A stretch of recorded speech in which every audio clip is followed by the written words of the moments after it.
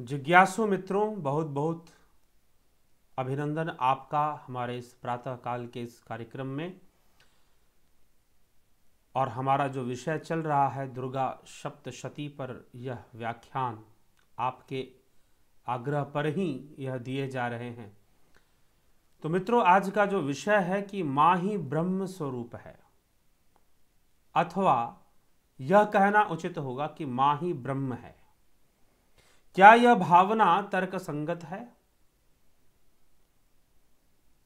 अब कुछ लोग एक बात ऐसा कह दिया करते हैं, थोड़ा सा मैं यहां पर एक विषय विरोधात्मक जरूर है, लेकिन फिर भी मैं छेड़ना चाहूंगा, कहना चाहूंगा। लोग कह देंगे कि भाई कृष्ण ही ब्रह्म है, बाकी सब देवी देवता है, कृष्ण ब्रह्म है। क्यों? क्योंकि श्रीमद् भगवत गीता में या भागवत महापुराण में ऐसा वर्णन मिलता है। तो इसका अर्थ क्या है? बाकी शास्त्र क्या शास्त्र नहीं? अगर आप गीता को ही शास्त्र मान लेते हो या भागवत पुराण को ही शास्त्र मान लेते हो, मतलब आप बाकी सबको नकार रहे हैं, गलत ठहरा रहे हैं कहीं ना कहीं। तो यह आपकी अपनी संस्थानीय विचारधारा, इंस्टीट्यूशनल थॉट हो सकती है, लेकिन जो दुर्गा सप्तशती को मानने वाले हैं उनके अनुसार देवी ही ब्रह्म है। वास्तव में ब्रह्म क्या है? यह ध्यान का विषय है, यह साधना का विषय है, यह साधना का विषय है। इसलिए आदि गुरु शंकराचार्य ने उन्होंने भवानी अष्टकम की रचना की, महिषासुर मर्दनी स्तोत्र की रचना की। क्यों? क्योंकि देवी ब्रह्म स्वरूपा है। क्यों ब्रह्म स्वरूपा है? क्योंकि सब कुछ तो ब्रह्म से ही उत्पन्न होता है, और जिससे उत्पन्न हो, जैसे कि अथर्व श्रुति के अंदर कहा गया कि ब्रह्म के ही दो पुत्र हैं, चैतन्य और जड़। तो जब उसके दो पुत्र हो गए, इसका तात्पर्य यह है कि ब्रह्म मातृ रूपा होगी, तभी तो वह ब्रह्म है, तभी तो वह मातृ रूपा है। इसीलिए ब्रह्म को मातृ रूप में देखना यह सर्वश्रेष्ठ भाव है, क्योंकि भाव जगत में तो भावनाएं ही हो सकती है ना। तो उन भावनाओं में भी जो श्रेष्ठ है वह ब्रह्म को मातृ रूप में देखना। इसलिए मां ब्रह्म स्वरूपा है, अथवा ये कहो कि स्वयं ही ब्रह्म है, क्योंकि सारी सृष्टि को करने वाली वही है। और दुर्गा सप्तशती के पाठ में यह जो पाठ है, कौन सा पाठ? अथर्व शीर्षम, अथर्व से अपना संबंध बनाता हुआ यह जो पाठ है अथर्व शीर्षम, कुछ ऐसे ही बातें करता है। इसके अंतर्गत मां के ब्रह्म रूप का वर्णन है। सभी देवता मां से प्रसन्न करते हैं। ओम सर्वे वै देवा देवी मुपतस्थु काशी त्वम महादेविति सा ब्रवीत। देवी ने कहा अहम ब्रह्म स्वरूपिणी। देवताओं ने प्रश्न किया, हे महादेवी तुम कौन हो? देवताओं ने प्रश्न किया, हे महादेवी तुम कौन हो? तो माता ने कहा, महादेवी ने कहा, दुर्गा ने कहा, उस समय क्या कहा? क्या अपने रूप की चर्चा करते हुए कहा, मैं ब्रह्म स्वरूप हूं, मुझसे प्रकृति पुरुषात्मक सदरूप और असदरूप जगत उत्पन्न हुआ है। मुझसे ही प्रकृति और पुरुष, तो वो एक ही शक्ति है जो ब्रह्म है, और वो मातृ रूपा है, वह देवी रूपा है, वही दुर्गा है, वही ब्रह्मणी है, ब्रह्म स्वरूपिणी है, नारायणी है। तो मुझसे प्रकृति और पुरुषात्मक सदरूप और असदरूप जगत उत्पन्न हुआ है। यही बात अथर्व श्रुति में भी लिखी गई है, और यहां यही बात अथर्व शीर्षम में, बस यहां देवी के सम्मान में लिखा जा रहा है। अथर्व श्रुति में सीधा ब्रह्म कह दिया गया है, सीधा ब्रह्म। तो ब्रह्म से ही जड़ चेतन उत्पन्न हुए हैं, इस प्रकार से वर्णन मिलता है। तो वही श्रुति मिलती है कि प्रकृति पुरुषात्मक जो जगत है यह मुझसे ही उत्पन्न है, इसलिए मैं ब्रह्म स्वरूपिणी हूं। अहम आनंदा आनंदौ अहम विज्ञान अविज्ञाने अहम ब्रह्म अब्रह्मणि वेदित्वे अहम पंचभूतानि पंचभूतानि अहम अखिलम जगत। वेदो अहम अवेदो अहम विद्या अहम अविद्या अहम अजा अहम अनजा अहम अधशोर्ध्वम च त्रियक चाहम। इस प्रकार से वर्णन मिलता है।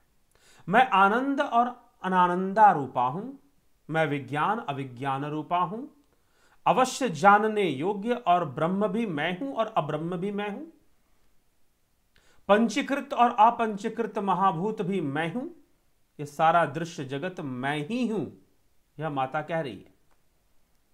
वेदों और अवेद में मैं हूं, वेद भी मैं और अवेद भी मैं, जो वेद विषय नहीं है वह भी मैं, विद्या और अविद्या भी मैं, अजा और अनजा भी मैं, नीचे ऊपर अगल बगल भी मैं ही हूं, मैं रुद्रों और वसुओं के रूप में संचार करती हूं, मैं आदित्यों और विश्व देवों के रूप में फिरा करती हूं, मैं मित्र और वरुण दोनों का, इंद्र एवं अग्नि का और दोनों अश्विनी कुमारों का भरण पोषण करती हूं, मैं सोम हूं, त्वष्टा हूं, पूषा हूं, भग को धारण करती हूं, इसलिए भगवान भी हूं, त्रैलोक्य को आक्रांत करने के लिए विस्तृण पादछेप करने वाले विष्णु, ब्रह्मदेव और प्रजापति को मैं ही धारण करती हूं, अहम सोमम त्वष्टारम पूषणम भगम दधामी।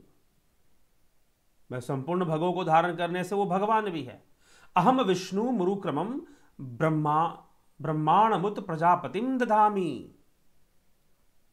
इस प्रकार से कहा जा रहा है, अहम दधामी द्रविणम हविष्मते सुप्रावे यजमानाय सुन्वते, अहम राष्ट्री संगमणि वसूनाम चिकितुषी प्रथमा यज्ञयानाम, अहम सुए पितरमस्य मूर्धनम मम योनिर पस्वन्तः समुद्रे य एवं वेद स दैवीं संपदमाप्नोति। देवों को उत्तम हवि पहुंचाने वाले और सोमरस निकालने वाले यजमान के लिए हविर द्रव्यों से युक्त धन धारण करती हूं। मैं संपूर्ण जगत की ईश्वरी, उपासकों को धन देने वाली ब्रह्म रूप और 11 में यजन करने योग्य देवों में मुख्य हूं। मैं आत्म स्वरूप पर आकाश आदि निर्माण करती हूं। मेरा स्थान आत्म स्वरूप को धारण करने वाले बुद्धिवृत्ति में है। जो इस प्रकार जानता है वह देवी संपदा का लाभ उठाता है। तब उन देवों ने कहा, देवी को नमस्कार है। बड़े बड़ों को अपने अपने कर्तव्य में प्रवृत्त करने वाली कल्याणकर्त्री को सदा नमस्कार है। गुण साम्यावस्थारूपिणी मंगलमयी देवी को नमस्कार है। नियम युक्त होकर हम उन्हें प्रणाम करते हैं। उन अग्नि के से वर्ण वाली, ज्ञान से जगमगाने वाली, दीप्तिमती, कर्म फल प्राप्ति के हेतु सेवन की जाने वाली दुर्गा देवी की हम शरण में हैं। असुरों का नाश करने वाली हे माते, तुझे बारंबार नमस्कार है। देवता यहां पर देवी को नमन करते हैं। ताम अग्निवर्णा तपसा ज्वलंतीम वैरोचनीम कर्म फलेषु जुष्टाम दुर्गाम देवी शरणम प्रपधामहे असुरान शैत्रय ते नमः। देवी को बार बार नमस्कार है। तुम असुरों का नाश करने वाली हो, तुम कर्मों का फल देने वाली हो। यह भी कहा गया। क्या कहा गया? कर्म फलेषु जुष्टाम, तुम कर्मों का फल देने वाली हो, तो हम तुम्हें प्रणाम करते हैं। उन अग्नि के से वर्ण वाली, ज्ञान से जगमगाने वाली, दीप्तिमती, कर्म फल प्राप्ति के हेतु सेवन की जाने वाली हम दुर्गा देवी की शरण में हैं। असुरों का नाश करने वाली देवी तुम्हें नमस्कार है। हे माते, तुम्हें नमस्कार है। तुम ब्रह्म स्वरूपा हो। प्राण रूप देवों ने जिस प्रकाशमान वैखरी वाणी को उत्पन्न किया, उसे प्राणों से वाणी उत्पन्न हुई, उसे अनेक प्रकार के प्राणी बोलते हैं। वह कामधेनु तुल्य आनंददायक और अन्न तथा बल देने वाली वाग रूपणी भगवती उत्तम स्तुति से संतुष्ट होकर हमारे समीप आए। काल रात्रिम ब्रह्म स्तुताम वैष्णवी स्कंद मातरम सरस्वती मदितिम दक्ष दुहितरम नमामः पावनाम शिवाम। काल का भी नाश करने वाली, वेदों द्वारा स्तुत हुई विष्णु शक्ति, स्कंद माता, शिव शक्ति, सरस्वती, ब्रह्म शक्ति, देव माता, अदिति और दक्ष कन्या, पापनाशिनी, कल्याणकारिणी भगवती को हम बार बार प्रणाम करते हैं। हम महालक्ष्मी को जानते हैं और उन सर्वशक्ति रूपिणिका का ही हम ध्यान करते हैं। वह देवी हमें उस विषय में प्रवृत्त करे। हे दक्ष, आपकी जो कन्या अदिति हैं वो प्रसूता हुई और उनके मृत्यु रहित कल्याण में देव उत्पन्न हुए। कौन कौन से? काम योनि, कमला, वज्रपाणी, इंद्र, गुहा, मातृश्वा, अभ्र, इंद्र, पुनः गुहा, स से फिर लवर्ण से माया। यह सर्व आत्मिका जगन माता की मूल विद्या है, वह ब्रह्म रूपिणी है। ठीक है, यह मूल विद्या के बारे में यहां पर जानकारी दी जा रही है। ठीक, नमस्ते अस्तु भगवती मातृस्मान पाहि सर्वतः शैशाष्टो वसवः शैशकादश रुद्रः शैशः द्वादशादित्यः शैषा विश्वदेवः सोमपा असोमपाश्च शैषा यातुधाना असुराम रक्षांसि पिशाचा यक्षा सिद्धा शैषा सत्वरजस्तमंस्तमांसि शैषा ब्रह्म विष्णु रुद्र रूपिणी शैषा प्रजापतिन्द्र मनवः शैषा ग्रहण छत्र ज्योतिषिम काला काष्ठदी काल रूपिणी तामहम प्रणौमि नित्यम पापहारिणीम देवीम भुक्ति मुक्ति प्रदायिनीम अनंताम विजयाम शुद्धाम शरण्याम शिवदाम शिवाम। रहस्यार्थ और तत्वार्थ नित्य षोडशी कारणव ग्रंथ में बताए गए हैं।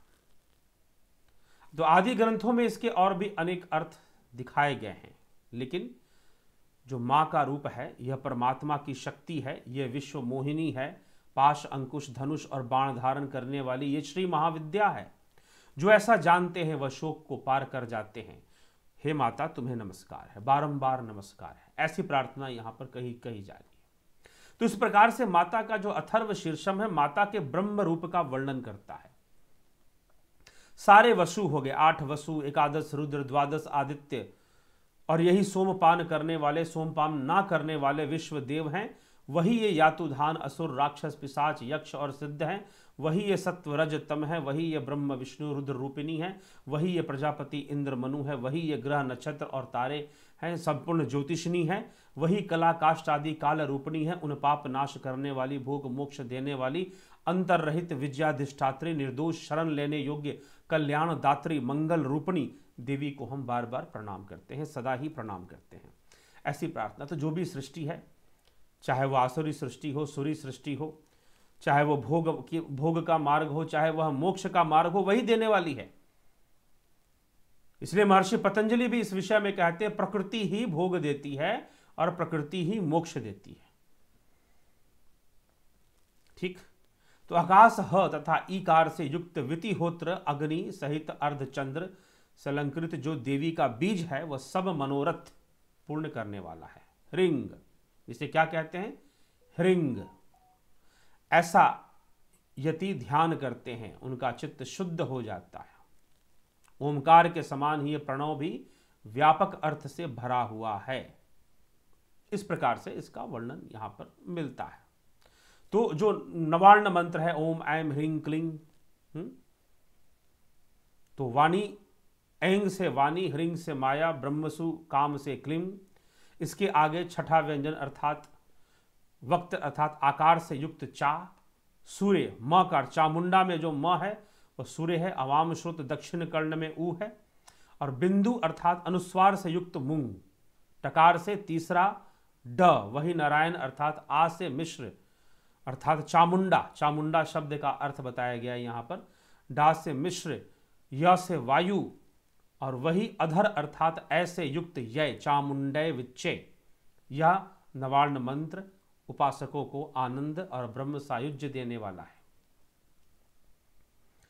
तो नवार्ण मंत्र की महिमा और देवी की महिमा अथर्व शीर्षम में हमें प्राप्त होती है। देवी का महात्म, तो जिसका स्वरूप ब्रह्मादिक नहीं जानते इसलिए जिसे अज्ञेया कहा जाता है, जिसका अंत नहीं मिलता इसलिए जिसे अनंता कहा जाता है, जिसका लक्ष्य दिख नहीं पड़ता इसलिए जिसे अलक्ष्या कहा जाता है, जिसका जन्म समझने में नहीं आता इसलिए जिसे अजा कहा जाता है, जो अकेली ही सर्वत्र है इसलिए जिसे एका कहा कहते हैं, जो अकेली ही विश्व रूप में सजी हुई है इसलिए उसे नौका कहते हैं। वह इसलिए अज्ञेया, अनंता, अलक्ष्या, अजा, एका और नौका कहलाती है, इसलिए वह ब्रह्म स्वरूपिणी कहलाती है। वह माता ब्रह्म स्वरूपिणी कहलाती है। वह स्वयं ही ब्रह्म रूपा है, वह स्वयं ही ब्रह्म है। इस प्रकार से अथर्व शीर्षम में बार बार इस विषय को लिया गया है, बार बार इस विषय को इस प्रकार से समझाया गया है। तो जिज्ञासुओं या अथर्व शीर्षम दुर्गा सप्तशती के पाठ के अंदर उसका जो महत्व है और उसका जो सार है, देवी की अद्भुत कृपा और प्राप्त करने हेतु इसका पाठ किया जाता है, इसका पाठ होता है। और इसको समझकर जब हम वैसी भावना रखते हैं, देवी को ब्रह्म स्वरूपिणी हम समझते हैं और वैसा जानते हैं और उस रूप में उनका हम ध्यान करते हैं, तो निश्चय ही हमें वह भाव, वह प्रेम, वह एकाग्रता, वह एक ही भाव अवस्था और वह सिद्धि भी प्राप्त होती है। तो करने की आवश्यकता है। देवी तो योग का सार है और योग की सिद्धियां हैं। जो बिना योगी बने प्रकृति को या भगवती को, मां भगवती को कैसे जानोगे, कैसे समझोगे? तो साधना तो करनी पड़ेगी, अपनी चेतना का साक्षात्कार तो करना ही पड़ेगा, तभी जाकर यह सब संभव है। तो चेतना का साक्षात्कार, चेतना से जुड़ना, समझना योग के माध्यम से। तो महर्षि पतंजलि का जो योग सूत्र है, जो प्रकृति पुरुष का आधार लेकर जिसका वर्णन होता है, वह सूत्र जो हैं हमें योग की प्रेरणा देते हैं, हमें ध्यान की प्रेरणा देते हैं। आवश्यकता करने की है, आवश्यकता उसमें प्रवृत्त होने की है। जब योग होगा तो निश्चय ही चेतना की जितनी भी परतें हैं वो खुलेंगी और आत्म साक्षात्कार होगा। उस ओर बढ़ने की जरूरत है। तो चेतना की संपूर्ण शक्तियां ही दैवीय शक्तियां हैं, देवी की शक्ति है। देवी हमारे अंदर चेतना ही है और ये संपूर्ण जगत ही चैतन्यमय ही है। तो मित्रों, इस प्रकार से इस विषय को सही तरीके से समझना चाहिए और ब्रह्म को मातृरूपा भाव से देखना चाहिए और मातृरूपा भाव से देखना ही देवी का वास्तविक रूप ब्रह्म रूप है। इसलिए यहाँ पर ब्रह्म स्वरूपिणी माता को कहा जा रहा है और माता ब्रह्म स्वरूपिणी है, क्योंकि सब तो उसी की सृष्टि है ना भाई। सृष्टि करने का सामर्थ्य, जन्म देने का सामर्थ्य, उत्पत्ति करने का सामर्थ्य तो मात्र मां के अंदर ही हो सकता है, अगर हम एक बाह्य दृष्टि भी रखें तो इसीलिए मां से सब कुछ निर्मित है, मां से ही सब कुछ बना है। भोग भी, मोक्ष भी, विद्या भी, अविद्या भी, ज्ञान अज्ञान, भोग की ओर गति और मोक्ष की ओर गति, ये दोनों गति ही मां की गति है। उन्हीं से सब कुछ निर्मित है, उन्हीं से सब कुछ बना हुआ है। तो यह सब कुछ संसार में जो कुछ भी है सब कुछ उन्हीं से है। अंधकार भी और प्रकाश भी, सब में वो व्याप्त है, इसलिए वो ब्रह्म स्वरूपिणी है। वो अंधकार में भी व्याप्त, सर्वव्याप्त, प्रकाश में भी व्याप्त, आनंद में भी व्याप्त, नानंदा में भी व्याप्त, विज्ञान में भी व्याप्त और अविज्ञान भी उसी से है। सब कुछ उसी से होने के कारण ही वह ब्रह्म स्वरूपिणी है, वह ब्रह्म रूपा है। तो आइए मित्रों, इस तथ्य को समझकर दुर्गा सप्तशती के अगले पाठों पर और विशेष जो कथा है, इसमें राक्षसों के वध की कथाएं आती हैं, उन पर भी हम चिंतन मनन करेंगे। तो जुड़े रहें, बने रहें, चैनल को सब्सक्राइब शेयर भी कर दिया करें। बहुत बहुत आभार।